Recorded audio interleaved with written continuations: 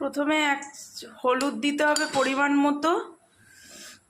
মতো হলুদ, পরিমাণ মতো নুন দিয়ে মাছটাকে ভেজে নিতে হবে। সামুদ্রিক মাছ একটু বুঝে নুন দেবেন, কারণ মাছে অলরেডি নোনতা ভাব থাকেই, তো এগুলোকে ভেজে।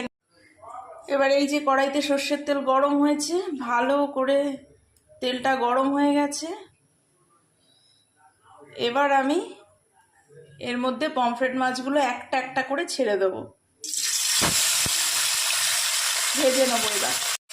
তো এই যে এরকম গরম গরম মাছ ভাজা, পমফ্রেট মাছ ভাজা খাবেন আর মনে হবে যেন সি বিচে বসে আছেন দীঘা। চলুন মাছটাকে ভেজে নিই। এই যে মাছগুলোকে ভেজে তুলে রাখলাম, এবার রান্নাটা করি। প্রথমে একটু কালো জিরে ফোড়ন দিন।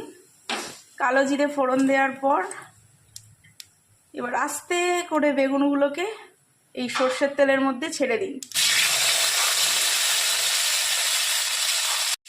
এবার একটু অল্প নুন দিন, গ্রেভির মতো। আমি আগেই বলেছি সামুদ্রিক মাছ, একটু বুঝে নুন দিতে হবে। এবার এগুলোকে ভাজুন ভালো করে। এবার ওই কালো জিরের সাথে বেগুনটাকে ভাজতে হবে। এবার এর মধ্যে কাঁচা লঙ্কা দেব। এর মধ্যে কাঁচা লঙ্কা এখন আপাতত দিলাম, এরপরে আরও দেব। এবার ভালো করে এটাকে ভাজতে হবে। এই যে বেগুনগুলো ভাজা ভাজা হয়ে গেছে, এবার এর মধ্যে পরিমাণ মতো হলুদ গুঁড়ো দেব, আর একটু অল্প করে লাল লঙ্কার গুঁড়ো দেব, অল্প করে, বেশি না। দিয়ে এটাকে ভালো করে কষিয়ে জল দিয়ে ঢাকা দিয়ে দেবো। এই যে জল দিলাম, এবার ঢাকা দিয়ে ফুটতে দেব। তো এবার এই যে বেগুনগুলো সেদ্ধ হয়ে গেছে, ঝোলটাও ফুটে গেছে।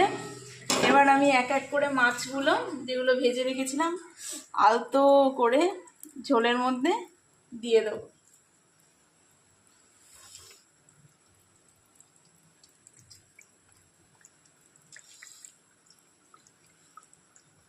এই যে ঝোল ফুটে এসছে, এবার এর মধ্যে আমি ধনেপাতা দেব।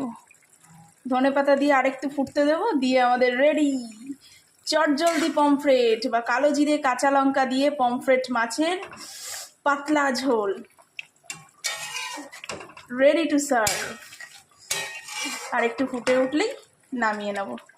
আরে রুই কাতলা ইলিশ তো নয়, হায় রে কি যে করি, জাল ফেললাম জলের থেকে, উঠলো যে জল পড়ি, উঠলো যে জল পড়ি। চলুন খাওয়াটা শুরু করি।